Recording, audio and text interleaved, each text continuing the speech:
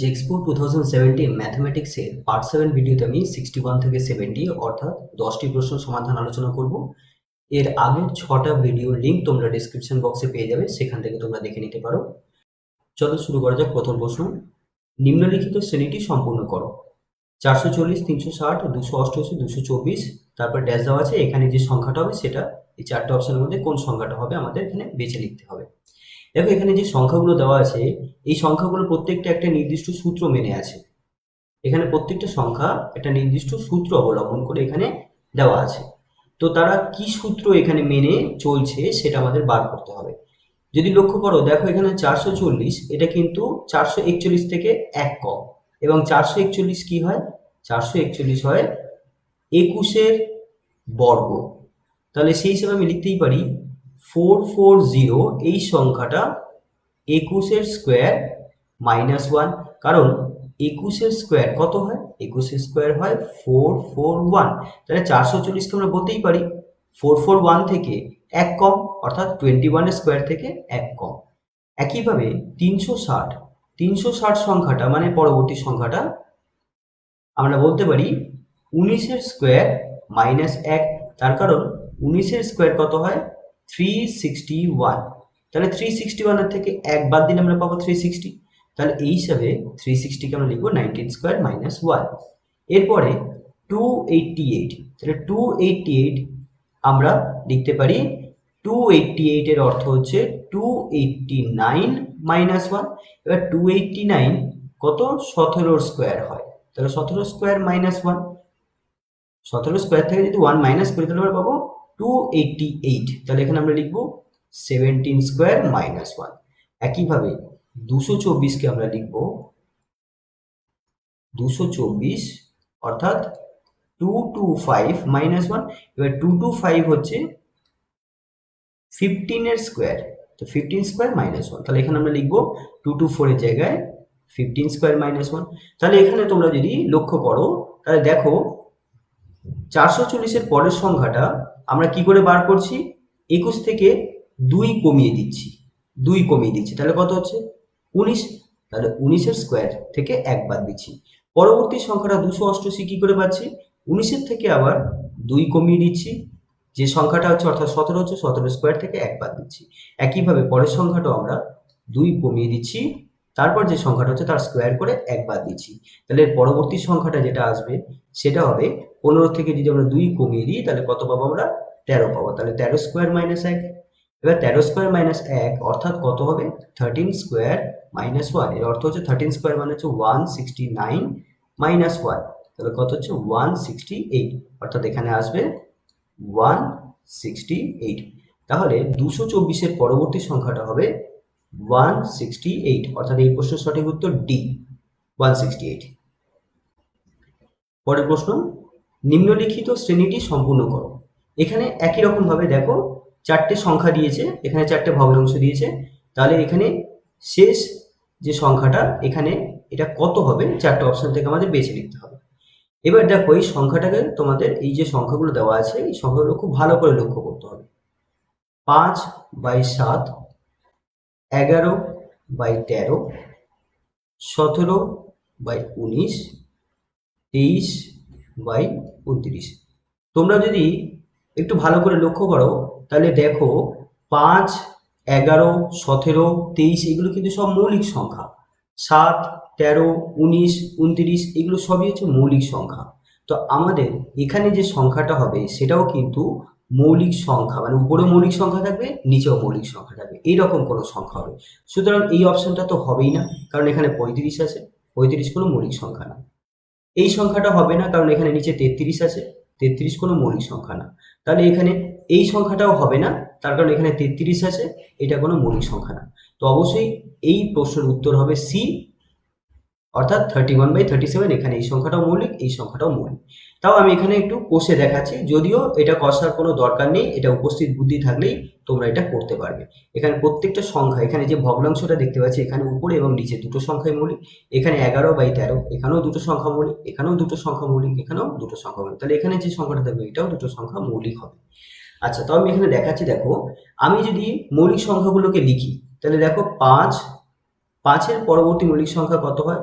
7, তারপরে 5, 7, তারপরে হচ্ছে 11, তারপর 13, তারপর 17, 19, 23, 29, 31, 37।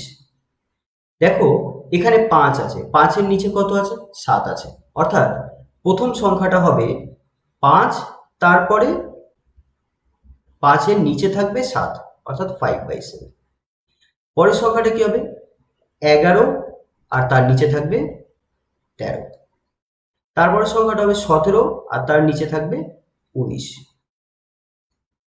তারপরের সংখ্যাটা হবে 23 আর তার নিচে থাকবে 29। আর তারপরের সংখ্যাটা হবে 31 আর তার নিচে থাকবে 37। অর্থাৎ যে সংখ্যাটা আমাদের বার করতে হবে সেটা হবে 31/37। তাহলে এই অপশনটাই কারেক্ট হবে, যেমনটা আমি আগে বললাম, 31/37। পরের প্রশ্ন, কোনো একটি সাংকেতিক ভাষায় ফ্রেম FRAME = 48 এবং হার্ডেল HURDLE = 74, তাহলে ফিগমেন্ট কত হবে? দেখো এই ধরনের প্রশ্নগুলো করতে গেলে তোমাদের কি করতে হবে, A থেকে Z পর্যন্ত প্রত্যেকটা সংখ্যার যে অবস্থানগুলো থাকে সেই অবস্থানগুলো লিখতে হবে।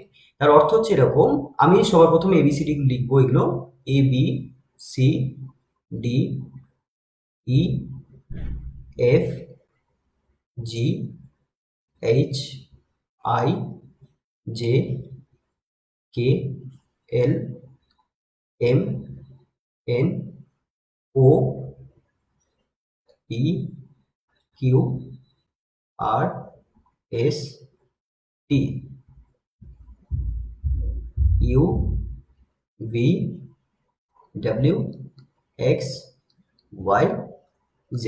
এবার যদি এই 26টা অ্যালফাবেটকে আমরা যদি নাম্বার দিয়ে এর অবস্থানকে সূচিত করি, যেমন এর পজিশন হচ্ছে 1, বি হচ্ছে 2, এইভাবে 3, 4, 5, 6, 7, 8, 9, 10, 11, 12, 13, 14, 15, 16, 17, 18, 19, 20, 21, 22, 23, 24, 25 and last 26। এইভাবে আমরা অবস্থান দেওয়ার পরে এইখানে যে 48 আসছে সেটা কি করে আসছে সেই সূত্রটা আমরা এখানে আবিষ্কার করব। এখানে দেখো কি কি লেটার আছে, FRAME। এখন আমরা কি করব, FRAME এই প্রত্যেকটা লেটারের অবস্থানগুলো আমরা এখানে লিখব। F কত নম্বর অবস্থানে আছে? 6 নম্বর অবস্থানে আছে, তাহলে এখানে আমি লিখব 6। তাহলে এখানে আমি লিখব 6। তারপর R, এখানে আমি প্লাস দিয়ে দেবো। আর দেখো R এর অবস্থান কত? 18 প্লাস A অর্থাৎ 1 নম্বর অবস্থানে আছে। M হচ্ছে 13 নম্বর অবস্থানে আছে, 13 প্লাস E হচ্ছে 5 নম্বর অবস্থানে আছে। এবার এগুলোকে যোগ করে আমরা কি পাচ্ছি দেখি, তাহলে 6 আর এদিকে 18, তাহলে 18 আর এদিকে 6 হয়ে গেল তোমার 24, 24 আর 1 25, 25 আর 5 30, 30 আর 13 43। কিন্তু এখানে দেওয়া তো আছে 48, তাহলে 43-এর থেকে 43-এর পরে 48 পেতে গেলে আমরা কি যোগ করব? কত যোগ করব? 5 যোগ করব, অর্থাৎ 5 যোগ করলে আমরা পাচ্ছি 48। একইভাবে আমরা হার্ডেল বার করব, দেখব হার্ডেল যোগ করলে কত পাই আমরা। HURDLE।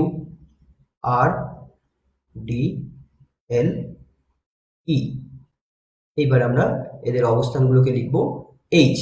H হচ্ছে 8 নম্বর অবস্থানে আছে, তাহলে 8 প্লাস U, তাহলে U এর অবস্থান দেখো 21, তাহলে এখানে 21 লিখব, প্লাস R এর অবস্থান 18, প্লাস D এর অবস্থান 4, L এর অবস্থান 12 আর E এর অবস্থান 5। এবার যদি যোগ করি আমরা কত পাচ্ছি দেখি, তাহলে এখানে 21 আর 8 29 আর এদিকে হচ্ছে 18, তো 29 আর এদিকে 18 47, 47 আর 4 তার মানে 51, 51 আর এখানে হচ্ছে 17, 70, তাহলে এখানে হচ্ছে 8, 6, 68। এবার দেখো 68, বাট এখানে দিয়েছে কত? 74। তাহলে 74 পেতে গেলে 68 এর সাথে কত যোগ করতে হবে? 68 এর সাথে 6 অ্যাড করতে হবে, তাই তো? 68 প্লাস 6 কত হয়? 74। তাহলে আমরা লক্ষ্য করলাম যে ফ্রেম যে এই অ্যালফাবেটগুলো আছে বা লেটারগুলো আছে, এদের অবস্থানগুলো যে সংখ্যাগুলো হয় সেগুলোকে যোগ করলে যে সংখ্যা পাচ্ছি তার সাথে 5 যোগ করলে আমরা 14 পাচ্ছি। একইভাবে হার্ডেলে আমরা পাচ্ছি 60, তার সাথে 6, অর্থাৎ 5 থেকে 1 বেশি আমি এখানে যোগ করলাম, 74 পেলাম। এর থেকে পরিষ্কার ফিগমেন্টে এদের অবস্থান, লেটারের যে অবস্থানগুলো আছে সেই অবস্থানগুলো লেখার পরে সেই অবস্থান সংখ্যাগুলোকে যোগ করার পর যে সংখ্যা বেরোবে তার সাথে আমরা 7 যোগ করব। এখানে 5 যোগ করা হয়েছিল, এখানে 6 যোগ করা হয়েছে, তাহলে ফিগমেন্টে আমরা 7 যোগ করব। ঠিক আছে, 7 যোগ করব। এবং এর পেছনে যে কারণটা আছে সেটা হচ্ছে মেন কারণ। এখানে দেখো ফ্রেম এই শব্দটায় কটা লেটার আছে, কটা অ্যালফাবেট আছে? 5টা, 1টা, 2টো, 3টে, 4টে, 5টা। তাহলে এখানে আমরা 5 যোগ করব। এখানে কটা লেটার আছে দেখো, 1টা, 2টো, 3টে, 4টে, 5টা, 6টা। আর এখানে কটা আছে দেখো, 1, 2, 3, 4, 5, 6, 7। এই জন্য আমি বললাম এখানে 7 যোগ করতে হবে। তাহলে এবার আমরা ফিগমেন্টের অবস্থানটাকে লিখব। তাহলে F I G M E N T. তাহলে এফ এর অবস্থান কত? 6। আই এর অবস্থান কত? 9। জি এর অবস্থান কত? 7। এম এর অবস্থান কত? 13। ই এর অবস্থান কত? 5। এন এর অবস্থান কত? 14।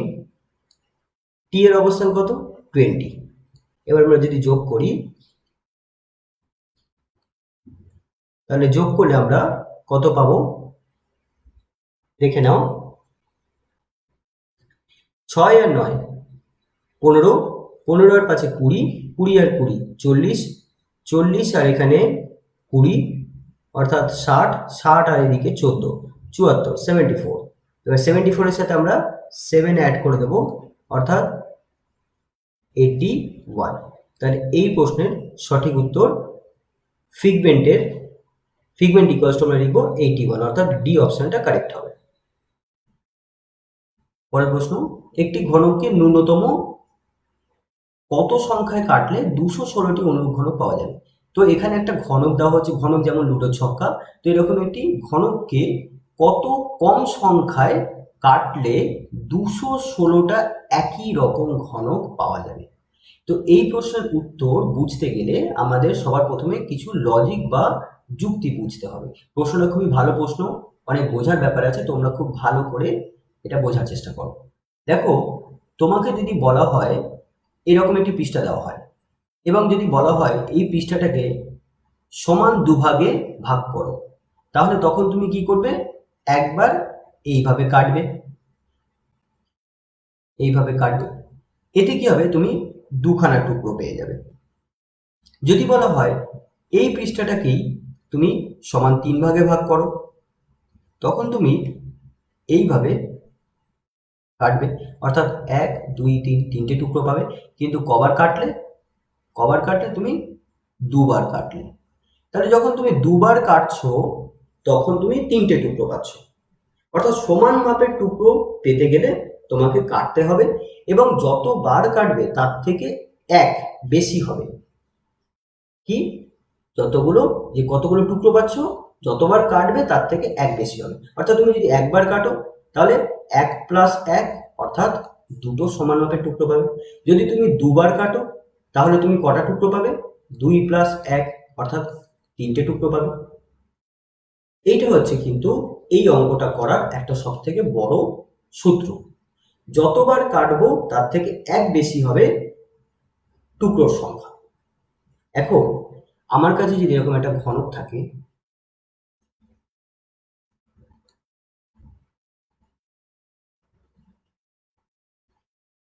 এখন এই ঘনকটাকে আমরা কি করব? এই বরাবর কাটবো, এই বরাবর কাটবো, অর্থাৎ এইরকম দুটো অংশ আমরা পাবো, একটা বাঁদিকে একটা ডান দিকে। তাহলে আমরা বলতে পারি যে এই অক্ষটা এক্স অক্ষ আর এই অক্ষটা ওয়াই অক্ষ, আর এই অক্ষটা আমরা ধরে নিই উল্লম্ব অক্ষটা জেড অক্ষ। তাহলে আমরা এখন ওয়াই অক্ষের সাথে সমান্তরাল করে কাটলাম। তাহলে এক্স অক্ষ, ওয়াই অক্ষ আর জেড অক্ষ, তাহলে এক্স অক্ষ বরাবর আর ওয়াই অক্ষ বরাবর আমি এখানে কাটছি। তাহলে যখন আমরা ওয়াই অক্ষ বরাবর কাটছি, ধরে নাও তুমি এই ঘনকটাকে তো কাটতে হবে, আমি ধরে নিচ্ছি এই ঘনকটাকে আমরা ওয়াই অক্ষ বরাবর, এখানে তো দেখতে পাচ্ছি আমি একবার কেটেছি, তো একবার কাটলে দুটো টুকরো পাচ্ছি, তো আমি ধরে নিই আমি এখানে এল সংখ্যক বার কাটছি। এল সংখ্যক বার আমার জানা নেই কতবার কাটবো, আমি ধরে নিচ্ছি এল সংখ্যক বার কাটলে ওয়াই অক্ষ বরাবর এল সংখ্যক কাটতে হবে। একইভাবে এক্স অক্ষ বরাবর আমি ধরে নিচ্ছি কে বার কাটতে হবে, আর জেড অক্ষ বরাবর আমি ধরে নিচ্ছি এম বার কাটতে হবে। দেখো ওয়াই অক্ষ বরাবর যখন আমরা কাটলাম, একবার যখন কাটলাম আমরা দুটো টুকরো পেলাম, এদিকে একটা টুকরো পেলাম, এদিকে একটা টুকরো পেলাম।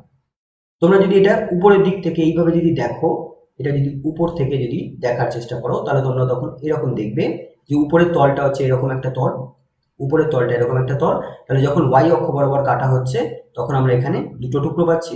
যখন এক্স অক্ষ বরাবর কাটা হচ্ছে, অর্থাৎ দুবার কাটা হলো, এক্স অক্ষ বরাবর একবার, ওয়াই অক্ষ বরাবর একবার, তাতে আমার কি হলো, চারটে সমান মাপের টুকরো আমি পেলাম।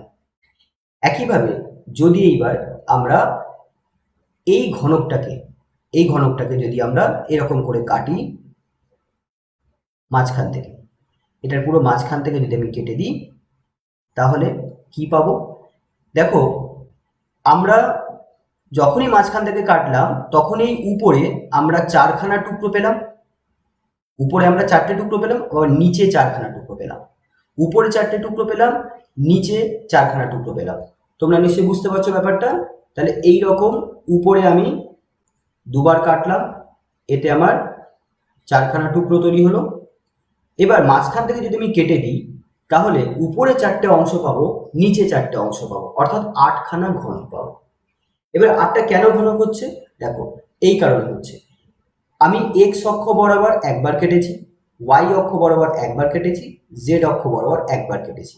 তাহলে এক্স অক্ষ বরাবর যদি একবার কাটি তাহলে আমার কাছে কটা টুকরো তৈরি হবে? 1 + 1, যেমনটা বললাম একবার কাটলে তার থেকে এক বেশি হবে টুকরোর সংখ্যা। ওয়াই অক্ষ বরাবর যদি একবার কাটি তাহলে 1 + 1 অর্থাৎ দুটো টুকরো হবে। জেড অক্ষ বরাবর যদি আমি একবার কাটি তাহলে কটা টুকরো হবে? 1 + 1 অর্থাৎ দুটো টুকরো হবে। তাহলে মোট এখানে কটা টুকরো হলো? এখানে আমরা তখন গুণ করে দেবো, তাহলে কত হচ্ছে? 2 2 2, অর্থাৎ 2 × 2 × 2, তাহলে কত হলো? 8। তাহলে এখানে 8খানা টুকরো পাচ্ছি। যেমনটা আমি তোমাকে বললাম যে এক্স অক্ষ বরাবর ওয়াই অক্ষ বরাবর যদি আমি কাটি তাহলে 1 2 3 4 চারটে টুকরো পাওয়া যাবে। আবার মাঝখানে ঘনকটা ঠিক মাঝ বরাবর যখন আবার কেটে দেবো তখন উপরে চারটে টুকরো থাকবে, নিচেও চারটে টুকরো থাকবে, অর্থাৎ 8টা টুকরো পাবে। যেমনটা আমি এখানে হিসাবে দেখলাম 8খানা টুকরো আসছে। তো এখানে আমরা তাহলে একটা সূত্র বানাতে পারি। যদি ধরে নেওয়া যাক এক্স অক্ষ বরাবর আমি কে বার কেটেছি, ওয়াই অক্ষ বরাবর এল বার কেটেছি এবং জেড অক্ষ বরাবর এম বার কেটেছি, এর ফলে আমার 216টা ঘনক, একই মাপের ঘনক চলে এসছে। তাহলে কে বার যদি কাটি তাহলে এখানে কটা টুকরো আসবে? k+1, k+1। এল সংখ্যক বার যদি কাটি তাহলে এখানে কটা টুকরো আসবে? l+1। আর জেড অক্ষ বরাবর যদি আমি এম সংখ্যক বার কাটি তাহলে এখানে আমার কটা টুকরো আসবে? m+1। তাহলে আমার মোট কটা টুকরো হলো গুণ করে দেবো, দ্যাট ইজ ইকুয়ালস টু কত হবে? 216। এরপর আমাদের নেক্সট কাজ হচ্ছে 216টাকে আমরা কিভাবে লিখতে পারি। দেখো 216কে আমরা লিখতে পারি, যদি আমরা এটাকে লিখি 6 দিয়ে এটাকে ভাগ করো, মানে উৎপাদক করো, 3 6 18 আর 6 6 36, 6 6 36 অর্থাৎ 6 কিউব। তাহলে 216কে আমরা এইভাবে লিখবো k+1 × l+1 × m+1 equals to 6 cube. এই 6 কিউবকে আমরা লিখতে পারি 6 ইন্টু 6 ইন্টু 6। এবার যদি আমরা দুদিকে তুলনা করি তাহলে k plus 1 equals to 6, l plus 1 equals to 6, m plus 1 equals to 6। তাহলে এর অর্থ হলো যে k প্লাস 1 ইকুয়ালস টু 6, অর্থাৎ k ইকুয়ালস টু কত হবে 6 minus 1, that is equals to 5, that is equals to 5, 6 minus 1 equals to 5। অর্থাৎ x অক্ষ বরাবর k হচ্ছে x অক্ষ বরাবর যতবার কেটেছি তার সংখ্যা, তাহলে x অক্ষ বরাবর কবার কাটলাম, 5 বার কাটলাম। একই রকম ভাবে l প্লাস 1 ইকুয়ালস টু 6, তাহলে l ইকুয়ালস টু 5, অর্থাৎ y অক্ষ বরাবর 5 বার কাটতে হবে। আর m প্লাস 1 ইকুয়ালস টু 6, অর্থাৎ m ইকুয়ালস টু 5, অর্থাৎ z অক্ষ বরাবর 5 বার কাটতে হবে। তাহলে মোট আমি কবার কাটলাম, মোট আমি কাটলাম 5 প্লাস 5 প্লাস 5, অর্থাৎ k plus l plus m, তাহলে মোট 15 বার কাটতে হলো। তাহলে 15 বার কাটলে আমরা 216টা একই মাপের ঘনক পাবো। এটা আরো একটা তোমাদের আমি শর্টকাট ট্রিক বলে দিই, যদি এইভাবে করতে পারো তো সেটাও ঠিক আছে, কিন্তু তোমরা শর্টকাট ট্রিকটা মনে রাখার চেষ্টা করো। শর্টকাট ট্রিক, তো এই শর্টকাট ট্রিকের ফর্মুলা এরকম হবে 3 ইন্টু n মাইনাস 1, এইটাই হচ্ছে কতবার কাটতে হবে। তাহলে কাটার সংখ্যা, ন্যূনতম কাটার সংখ্যা, ন্যূনতম কাটার সংখ্যা equals to 3 into n minus 1, যেখানে nটা কি হবে, এখানে n কিউব ইকুয়ালস টু যে সংখ্যাটা তোমাকে দেওয়া হবে, যেমন এখানে দিয়েছে 216, তাহলে n কিউব ইকুয়ালস টু 216, কটা ঘনক দরকার, 216টা ঘনক দরকার।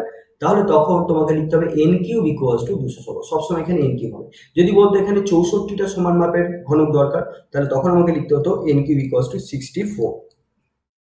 তাহলে n কিউব ইকুয়ালস টু 216 যদি হয়, তাহলে এখান থেকে পাচ্ছ n কিউব ইকুয়ালস টু 6 এর কিউব, তাহলে n ইকুয়ালস টু 6। এবার এখানে n এর জায়গায় ভ্যালুটা বসিয়ে দাও, 3 ইন্টু 6 মাইনাস 1, অর্থাৎ 3 ইন্টু 5 ইকুয়ালস টু 15। তাহলে এটা হলো তোমাদের শর্টকাট ট্রিক এই প্রশ্নের জন্য।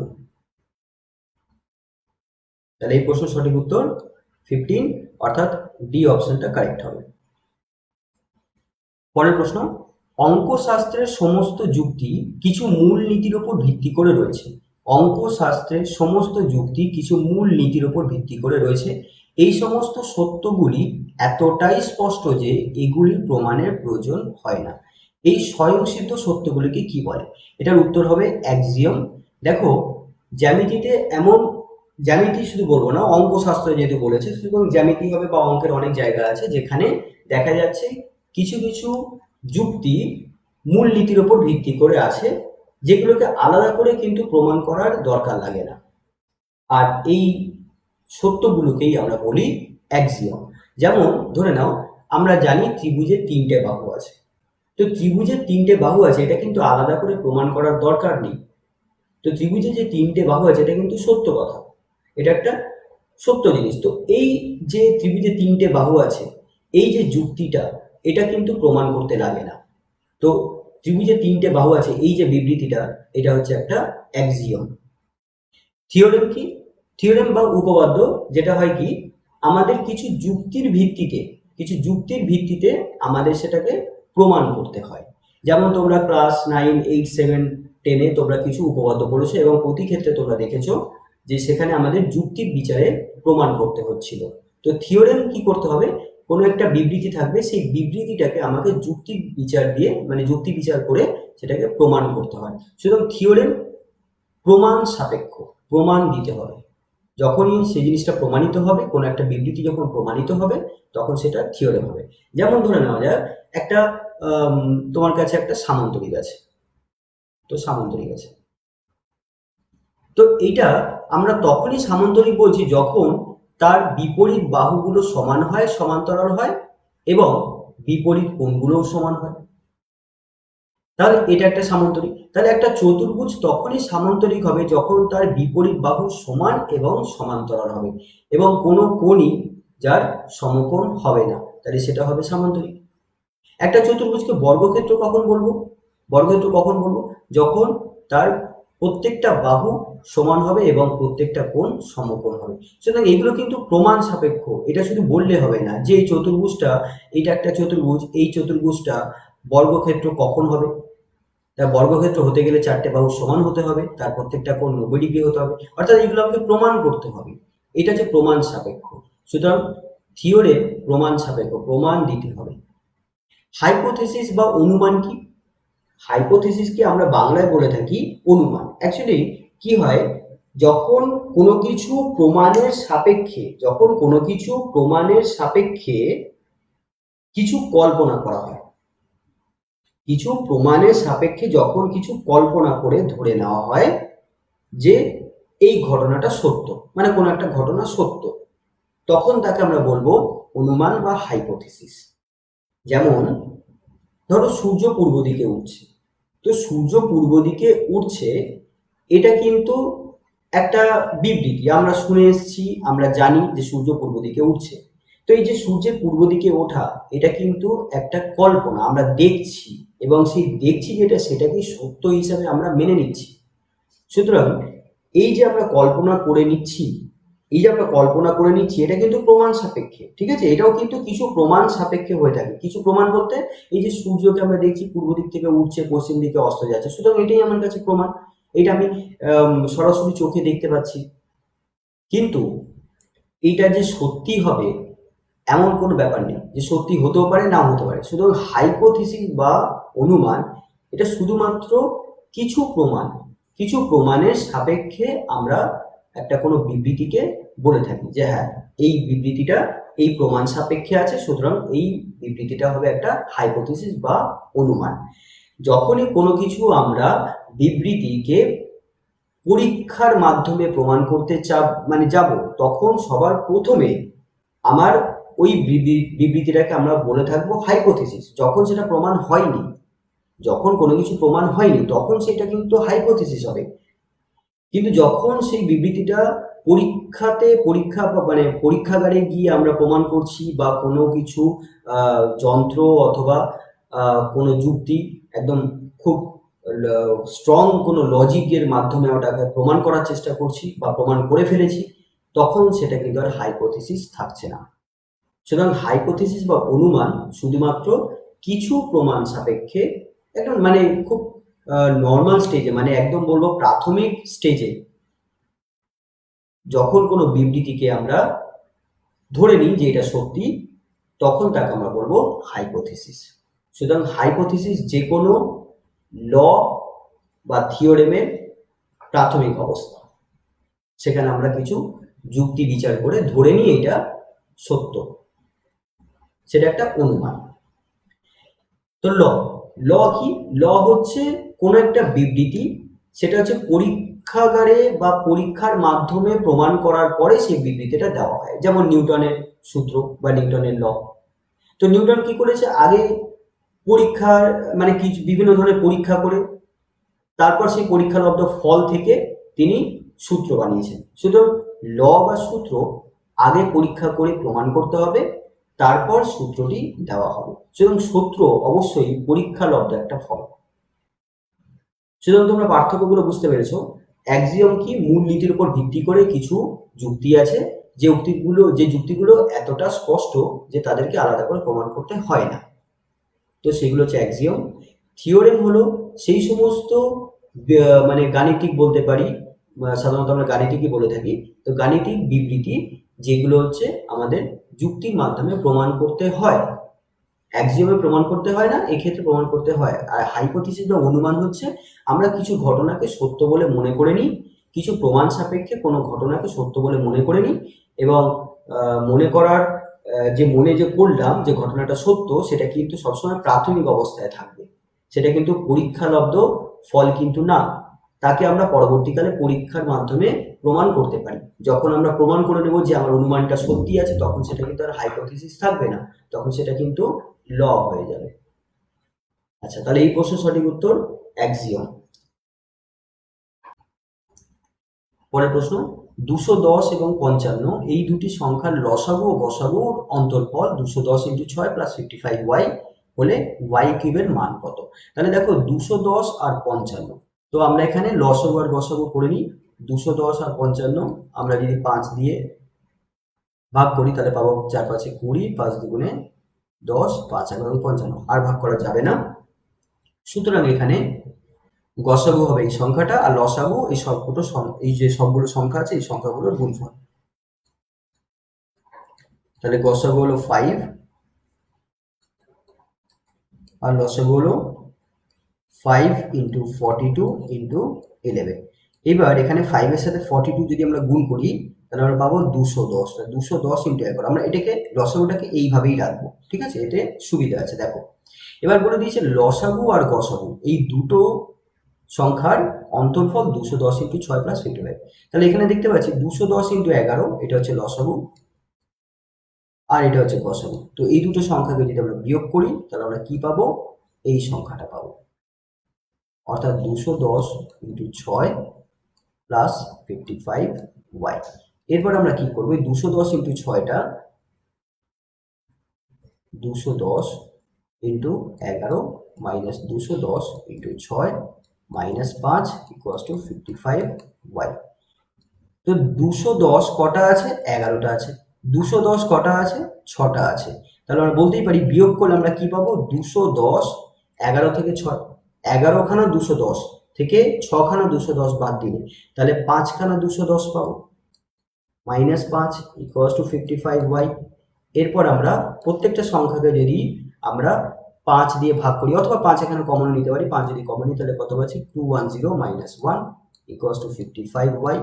এখানে 5 আর 55 ক্যান্সেল হয়ে গেল, 11 পেলাম, অর্থাৎ 209 ইকুয়ালস টু 11y। এখান থেকে আমরা y পাচ্ছি, y equals to 209 divided by 11, cancel করে আমরা পাচ্ছি 11 কে 11 9, অর্থাৎ y ইকুয়ালস টু 90।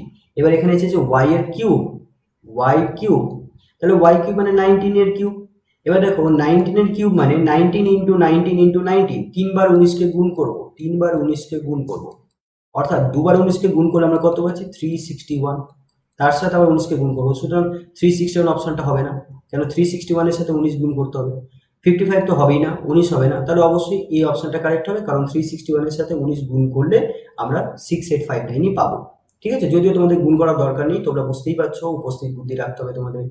2 বার গুণ করলে 361 পাচ্ছি, 3 বার গুণ করলে অনেক বেশি পাবো, সুতরাং 361 হবে না, 55 তো ছোট সংখ্যা হবে না, 19ও হবে না, তাহলে 6859 এই প্রশ্ন সঠিক উত্তর। এটা গুণ করলে আমরা সেটাই পাবো, 6859। গুণ করে অযথা সময় নষ্ট করবেন। এখানে 90 সেন্টিমিটার উচ্চতার একটি বালিকা একটি ল্যাম্প পোস্টের গোড়া থেকে 1.2 মিটার প্রতি সেকেন্ড বেগে এগোচ্ছে। যদি ল্যাম্পটির উচ্চতা 3.6 মিটার হয় তাহলে 4 সেকেন্ড পরে বালিকার ছায়াদৈর্ঘ্য হবে। দেখো এই অঙ্কটায় ছবিটা কিন্তু খুব গুরুত্বপূর্ণ, ছবিটা ভালো করে তোমাদের শিখতে হবে। এখানে বালিকার উচ্চতা সেন্টিমিটারে দিয়েছে, ঠিক আছে, এটা আমরা মিটারে নিয়ে আসবো, কারণ উত্তরগুলো আমরা দেখতে পাচ্ছি সব মিটার এককে দেওয়া আছে। তো এখানে এটাও মিটার এককে, সুতরাং এই সেন্টিমিটার এককটা আমাদের মিটার এককে নিয়ে আসতে হবে। এবার 90 সেন্টিমিটার সমান সমান 90 বাই 100 মিটার, অর্থাৎ 0.9 মিটার। তাহলে 0.9 মিটার উচ্চতার একটা বালিকা কি করছে, ল্যাম্প পোস্টের গোড়া থেকে 1.2 মিটার প্রতি সেকেন্ড বেগে, অর্থাৎ প্রতি সেকেন্ড অর্থাৎ 1 সেকেন্ডে 1.2 মিটার বেগে সে কি হচ্ছে, যাচ্ছে, মানে ল্যাম্প পোস্ট থেকে দূরে চলে যাচ্ছে। তাহলে আমরা প্রথমে একটা ল্যাম্প পোস্ট আঁকবো, এটা একটা ল্যাম্প পোস্ট যার উচ্চতা 3.6 মিটার, 3.6 মিটার। এবার এই ল্যাম্প পোস্টের এই গোড়া থেকে এক বালিকা এগিয়ে যাচ্ছে। তো এখানে ধরে নাও 1.2 মিটার প্রতি সেকেন্ডে যাচ্ছে, আর ক সেকেন্ড গেছে, 4 সেকেন্ড হাঁটার পরে সে একটা জায়গায় ধরে নাও দাঁড়িয়েছে, তখন তার ছায়ার দৈর্ঘ্য, ল্যাম্প পোস্ট মানে এখানে নিশ্চয়ই ল্যাম্প আছে, তাই ল্যাম্প থাকার জন্য বালিকা যখন এদিক থেকে এইদিকে যাবে তখন এই ল্যাম্পের আলো বালিকার দ্বারা বাধাপ্রাপ্ত হবে এবং ছায়া সৃষ্টি করবে। তো বালিকাটা ধরে নাও এইখানে দাঁড়িয়ে আছে, এইখানে দাঁড়িয়ে আছে, তাহলে তার ছায়া অবশ্যই এখানে পড়বে, এরকম জায়গায় পড়বে। এবার সেই ছায়া দৈর্ঘ্যটা আঁকতে গেলে আমরা কি করব, এই রেখা বরাবর আমরা এটাকে যুক্ত করব, এবার তারপরে এটাকে এইভাবে টেনে দেবো। তাহলে এইখান থেকে এতটা বালিকার ছায়া, এখান থেকে এতটা বালিকার ছায়া। তো এইটার দৈর্ঘ্য আমাদের কিন্তু বার করতে হবে। তো এটা আমরা এক্স ধরে নিই, যেখান থেকে এতটা দৈর্ঘ্য হচ্ছে, ছায়া দৈর্ঘ্য হচ্ছে এক্স। ঠিক আছে। এবার 4 সেকেন্ডে বালিকা এই বিন্দু থেকে এই বিন্দুতে এসছে। 4 সেকেন্ডে বালিকা এই বিন্দু থেকে এই বিন্দুতে এসছে। সো এখানে দেখো আমরা তাহলে কি করব, এটা কত, এই পথটা কত সেটা বার করব। তাহলে 1 সেকেন্ডে যদি 1.2 মিটার পথ যায় তাহলে 4 সেকেন্ডে বেশি যাবে, অর্থাৎ 4 ইন্টু 1.2 মিটার, অর্থাৎ 4 বারো 48, অর্থাৎ 4.8 মিটার। তাহলে এখান থেকে এতটা দূরত্ব 4.8 মিটার, 8 মিটার। এইবার বালিকার উচ্চতা 0.9 মিটার, এটা দেওয়া হয়েছে। এখানে বার করতে হবে এক্স। দেখো যদি এটা 4.8 মিটার হয় আর এটা যদি এক্স হয় তাহলে পুরোটার পরিমাপ কত হবে, 4.8 প্লাস এক্স, এত মিটার। এইবার আমরা এই ত্রিভুজটাকে একটা নাম দিয়ে দিই, এ বি সি ডি। এই যে দুটো ত্রিভুজ আমরা দেখতে পাচ্ছি, একটা এ বি ডি আর একটা এখানে একটা নাম দিয়ে দিই ই সি ডি। এই যে দুটো ত্রিভুজ আছে এই দুটো ত্রিভুজ সদৃশ্য কোণী, মানে কোণের দিক থেকে এই দুটো ত্রিভুজ সমান। কেন? কারণ এখানে বি তে 90 ডিগ্রি আছে, এখানে সি তে 90 ডিগ্রি কোণ আছে। এই ইসি রেখাটা আর এবি রেখাটা, এই দুটো রেখা কিন্তু সমান্তরাল, এই দুটো রেখা সমান্তরাল এবং তাদেরকে এইরকম একটি রেখা ভেদ করেছে। তাহলে এখানে যে কোণটা আছে আর এখানে যে কোণটা আছে এই দুটো কোণ সমান, এদেরকে আমরা বলি অনুরূপ কোণ। তাহলে এখানে যে কোণ আছে আর এখানে যে কোণ আছে এই দুটো কোণ সমান। তাহলে একটা ত্রিভুজে তিনটে কোণ থাকে, তো এখানে যে দুটো ত্রিভুজ আছে দুটো ত্রিভুজেরই দেখা যাচ্ছে একটা একটা করে কোণ। এখানে দেখতে পাচ্ছি যে এই কোণটার সাথে এই কোণটা সমান, আবার এই কোণটার সাথে এই কোণটা সমান। তাহলে অবশিষ্ট যে কোণটা থাকবে তারাও পরস্পর সমান হবে, অর্থাৎ এই ত্রিভুজের ডি কোণটা আর এই ত্রিভুজের ডি কোণটা দেখো একই কোণ, তাহলে এরা পরস্পর সমান হবে। তাহলে ত্রিভুজ দুটো সদৃশ্য কোণী। এবার সদৃশ্য কোণী ত্রিভুজের অনুরূপ বাহুগুলো সমানুপাতিক হয়। এবার এই ত্রিভুজের কোন কোন কোণগুলো সমান সেগুলো আমরা এখানে একটু লিখি। দেখো এ কোণের সাথে ই কোণটা সমান, এ কোণের সাথে ই কোণ সমান। বি কোণের সাথে সি কোণটা সমান, আর ডি কোণের সাথে ডি কোণ সমান। এবার আমরা কোন কোন ত্রিভুজ নেব, ত্রিভুজ এ বি ডি, তার সাথে আমরা বলবো সদৃশ্যটা সদৃশ্য চিহ্ন ত্রিভুজ এর সাথে সমান কোনটা, ই, তাহলে আগে ই লিখবো। তারপর বি এর সাথে সমান সি, তাহলে এখানে সি লিখবো, আর তারপর ডি। তাহলে ত্রিভুজ এ বি ডি মানে এটা হচ্ছে সদৃশ্য হবে ইসিডি এর সাথে। এইবার আমরা কি করব, এদের যেহেতু এরা সদৃশ্য তাহলে এদের অনুরূপ বাহুগুলো সমানুপাতিক হবে। অনুরূপ বাহুর অর্থ হলো এ কোণের বিপরীত বাহু আর ই কোণের বিপরীত বাহু, এদের অনুপাতটা সমান হবে বি কোণের বিপরীত বাহু আর সি কোণের বিপরীত বাহু অনুপাতের সাথে। তো এ কোণের বিপরীত বাহু কি হবে, তাহলে এ ছেড়ে বাকি কি থাকলো, বিডি, তাহলে বিডি লিখবো ডিভাইডেড বাই এর সাথে ই কোণ সমান বলে ই কোণের বিপরীত বাহু কি হবে, সিডি হবে, ইকুয়ালস টু বি কোণের বিপরীত বাহু কি হবে, এডি হবে ডিভাইডেড বাই বি এর সাথে সমান হচ্ছে সি কোণ, তাহলে সি কোণের বিপরীত বাহু কি হবে, ইডি হবে, ইকুয়ালস টু ডি কোণের বিপরীত বাহু কি হবে, এবি, আর এখানে ডি কোণের বিপরীত বাহু কি হবে, ইসি। এবার আমরা পরিমাপগুলো বসিয়ে দিই। বিডি, দেখো বিডি, বি থেকে ডি অর্থাৎ 4.8 plus x divided by CD, CD অর্থাৎ x, equals to AD, A D অর্থাৎ এ থেকে ডি, এটা আমাদের দরকার নেই, ঠিক আছে, এই মাপটা আমরা জানি না, এটা দরকার হবে। তো সুতরাং এই অংশটা আমি এখন আপাতত বাদ দিতে পারি। তাহলে বাকি থাকলো এবি অর্থাৎ এবি, এবি দেখো এ বি অর্থাৎ এ থেকে বি, ল্যাম্পপোস্টের উচ্চতা 3.6 metre divided by EC, EC অর্থাৎ বালিকার উচ্চতা 0.9 মিটার। তাহলে এখানে কত আসলো, 36/9, পয়েন্টের পরে এক ঘর, এখানেও পয়েন্টের পরে এক ঘর, তাহলে আমরা এখানে পয়েন্ট লিখবো না, 9 আর 36 কাটলে 4। তাহলে আমরা কি পেলাম, 4.8 plus x divided by x equals to 4। এবার আমরা কোনাকুনি গুণ করবো, 4x equals to 4.8 plus x, এক্সটাকে বাদিকে নিয়ে আসবো। এরপর আমরা কি পাচ্ছি, 3x ইকুয়ালস টু 4.8, তাহলে x ইকুয়ালস টু 4.8/3, তাহলে 348 তাহলে 1.6 মিটার, অর্থাৎ বালিকার ছায়া দৈর্ঘ্য 1.6 মিটার, অর্থাৎ এই প্রশ্ন সঠিক উত্তর ডি। পরের প্রশ্ন, এবিসিডি ট্রাপিজিয়ামের এবি ইকুয়ালস টু সিডি এবং কর্ণদ্বয় ও বিন্দুতে ছেদ করেছে। তাহলে একটা ট্রাপিজিয়াম আছে এবং যার দুটো বাহু সমান। সবসময় মাথায় রাখবে ট্রাপিজিয়ামের দুটো বাহু সমান্তরাল হয়, বিপরীত বাহু দুজোড়া বাহু আছে, অর্থাৎ চারটে বাহু আছে, তার মধ্যে এক জোড়া বিপরীত বাহু সমান্তরাল হয়, আর এক জোড়া বিপরীত বাহু তির্যক হয়। এবং যখন এই তির্যক বাহু দুটো সমান হয় তখনই সেই ট্রাপিজিয়ামকে আমরা বলি সমদ্বিবাহু ট্রাপিজিয়াম। আর যদি সমান না হয় তাহলে ছবিটা এরকম দেখতে হবে। এটা তো সমান্তরাল থাকবেই, কিন্তু তির্যক বাহু দুটো কিন্তু এখানে সমান হচ্ছে না, আর এই ক্ষেত্রে কিন্তু সমান হচ্ছে। তাহলে এখানে বলেছে একটা ট্রাপিজিয়ামের এই বাহুটার সাথে এই বাহুটা সমান, তাহলে অবশ্যই এই ট্রাপিজিয়ামটা সমদ্বিবাহু ট্রাপিজিয়াম। তাহলে এখানে আমরা যে ছবিটা আঁকবো সেটা একটা সমদ্বিবাহু ট্রাপিজিয়ামের ছবি আঁকবো।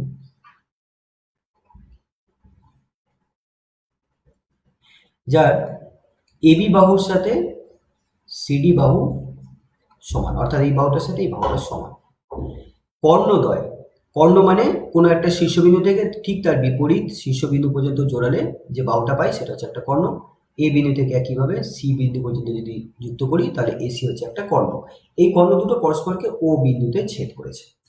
যদি ও এ অর্থাৎ ও থেকে এ এটা দূরত্ব কত, x-4, তো আমরা দূরত্বটাকে মার্কিং করি, এটা হচ্ছে x-4। OB equals to 3x minus 19, O থেকে B অর্থাৎ এটার মাপ হচ্ছে 3x minus 19। OC equals to 4, O থেকে C পর্যন্ত এটার পরিমাপ হচ্ছে 4, আর OD equals to x minus 3, OD equals to x minus 3।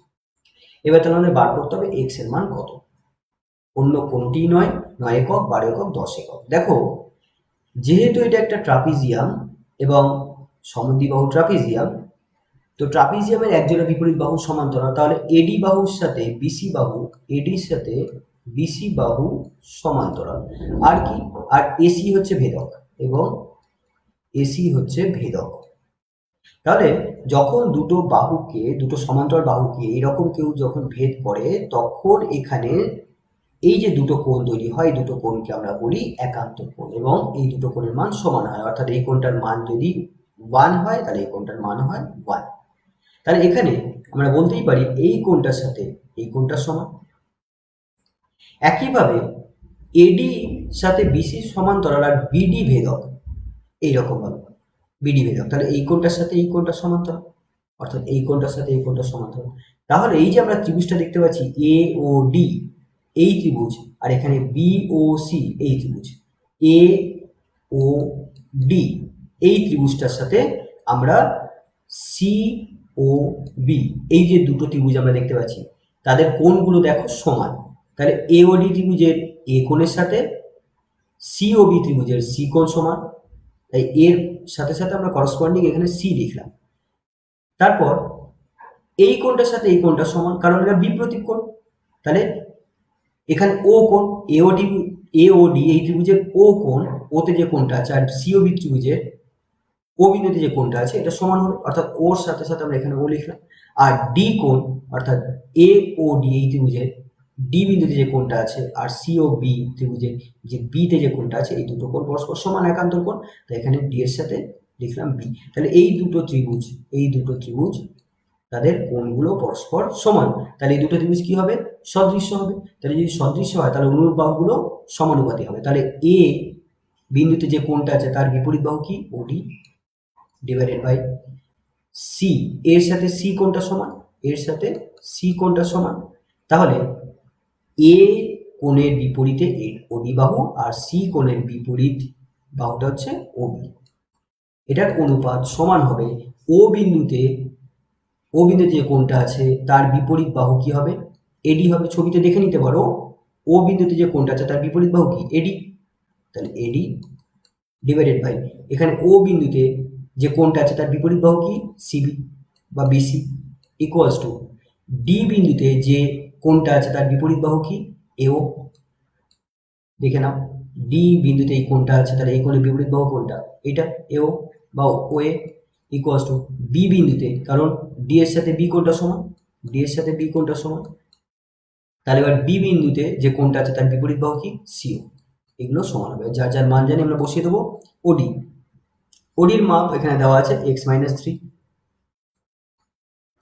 Divided by OB, OB অর্থাৎ 3x minus 19 equals to AD, এডির মাপ জানা নেই তাই এই অংশটা আমরা লিখবো না। এও, এও দেখো দেওয়া আছে x মাইনাস 4, সিও, সিওর পরিমাপ দেওয়া আছে 4। এবার আমরা এখানে ক্যালকুলেশন করে x এর মানটা বার করবো। তাহলে যদি আমরা এখানে কোনাকুনি গুণ করি তাহলে কি পাচ্ছি দেখো 3x, এটার সাথে এখানে এই সংখ্যাটা গুণ হবে 3x মাইনাস 19, এটার সাথে গুণ হবে x মাইনাস 4, আর এখানে 4 এর সাথে x মাইনাস 3 গুণ হবে।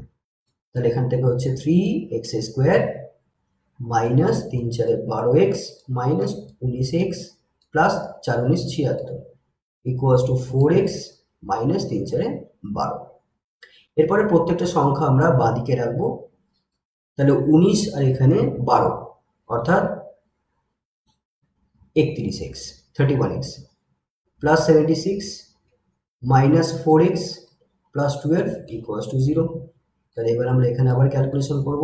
31x মাইনাস 4x অর্থাৎ মাইনাস 35x, 76 প্লাস 12 অর্থাৎ 88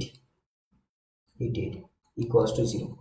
এবার দেখো এই যে আমরা এখানে দেখতে পাচ্ছি একটা দ্বিঘাত সমীকরণ, এই দ্বিঘাত সমীকরণটাকে কিন্তু আমরা সমাধান করলে বর্গমূলের মানটা পাবো, মানে এক্স এর যে দুটো মান পাবো সেটা কিন্তু কোনো পূর্ণ সংখ্যা আসবে না, সেটা স্কোয়ার রুট দিয়ে আসবে, কোনো একটা সংখ্যার বর্গমূল আকারে আসবে। তো এখানে 9 একক আসা সম্ভব না, 12 একক আসা সম্ভব না, 10 একক আসা সম্ভব না, সুতরাং অন্য কোনোটি নয় এই উত্তরটা হবে। তাও আমি এখানে দেখিয়ে দিচ্ছি 9 কেন আসা সম্ভব না। যদি 9 উত্তর হয়, যদি এক্স এর মান যদি 9 হতো তাহলে এক্স এর জায়গায় এখানে আমরা 9 বসিয়ে এই রাশিটার মান কত পেতাম, 0 পেতাম, বাট আমরা 0 পাবো না। আমি এখানে বসিয়ে দেখিয়ে দিচ্ছি। ধরে নেওয়া যাক x ইকুয়ালস টু 9 আসছে, তাহলে 3 into 9 square minus 35 into 9 plus 88, দেখা যাক 0 আসছে কিনা। যদি 0 আসে তাহলে এটাই উত্তর হবে। তাহলে 3 ইন্টু 81 মাইনাস 35 ইন্টু 9 আমরা যদি গুণ করি 5 রং 45, সাথে 4, 3 রং 27, 27 আর 4 31 প্লাস 88। তাহলে এখানে হচ্ছে 3 1 3, 3 8 24, 243 প্লাস 88 মাইনাস 315। তাহলে এখানে হচ্ছে 8 আর 3 11, 8 4 12 কে 13, 2 1 3, 331 মাইনাস 315, সুতরাং এটা 0 হচ্ছে না। একইভাবে তোমরা কিন্তু বসিয়ে দেখতে পারো, 12 বসিয়ে দেখতে পারো x এর জায়গায়, দেখবি 0 আসছে কিনা। যদি 0 না আসে তাহলে কিন্তু এটা উত্তর হবে না, 0 যদি চলে আসে তাহলে 12টাই উত্তর হবে। 10 বসালেও আমরা দেখবো যে 0 আসবে না, ঠিক আছে। সুতরাং এই প্রশ্নের সঠিক উত্তর কিন্তু যেটা হবে সেটা হচ্ছে অন্য কোনোটি নয়। পরের প্রশ্ন, কয়েকটি সংখ্যার মিডিয়ান 125.6 এবং মিন, মিডিয়ানের অর্থ হচ্ছে মধ্যমা আর মিনের অর্থ হচ্ছে গড়। তাহলে সংখ্যাগুলোর মোড, মোডের অর্থ হচ্ছে সংখ্যাগুরু মান, সংখ্যাগুরু মান মানে বাংলা অর্থ, ঠিক আছে, সংখ্যাগুরু মান। তো এখানে মোড জিজ্ঞাসা করছে। দেখো এখানে একটা ফর্মুলা আছে, যে ফর্মুলা ফেলে তোমরা এই অঙ্কের উত্তর বার করে নিতে পারবে। সেটা হচ্ছে এরকম, যে মোড, আমরা মোডকে যদি এমও দিয়ে লিখি এমও, মিনকে যদি আমরা এক্স বার দিয়ে লিখি আর মিডিয়ানকে যদি এম দিয়ে লিখি, তাহলে সূত্রটা হচ্ছে এমও অর্থাৎ মোড ইকুয়ালস টু 3m অর্থাৎ 3 into median minus 2 into mean, এখানে আমরা মিনে এক্স বার দিই, ঠিক আছে। তো আমাদের মোড বার করতে হবে। এবার এখানে মানগুলো বসিয়ে দেওয়া হয়ে যাচ্ছে। 3 ইন্টু মিডিয়ান, মিডিয়ান কত 125.6 মাইনাস 2 ইন্টু মিন কত 128। এবার আমরা গুণ করে দেবো, 3 6 18 হাতে 1, 3 5 15 মানে 318, আর এদিকে 3 125 মানে হচ্ছে তোমার 375, আর এদিকে 1 বাড়ালে 376 মাইনাস 256.0, অর্থাৎ বিয়োগ করলে আমরা পাবো 376.8 256.0 অর্থাৎ 8021। 120.8 অর্থাৎ মোট হবে 120.8 অর্থাৎ এই প্রশ্নের সঠিক উত্তর 120.8 অর্থাৎ বি অপশনটা কারেক্ট হবে। পরের প্রশ্ন, রামুর মায়ের ভাইয়ের ছেলের মা রামুর মাসিমার। দেখো ভালো করে পড়বে, রামুর মায়ের ভাই, তাহলে দেখো আমি এখানে লিখছি রামু, তার মা ধরে নাও এক্স, তার মা হচ্ছে ধরে নাও এক্স, তাহলে এটা হচ্ছে মাতা, তাহলে এক্স, মায়ের ভাই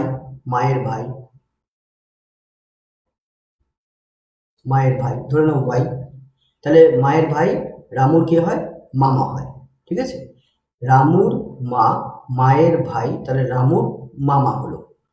তো ভাইয়ের ছেলের মা, তো মাতা যে হলো রামুর যে মা, তার ভাইয়ের ছেলের মা, তার মানে কি হলো, রামুর মামার ওয়াইফ বা স্ত্রী হলো। তাহলে এখানে আমরা ধরে নিচ্ছি ডাব্লিউ,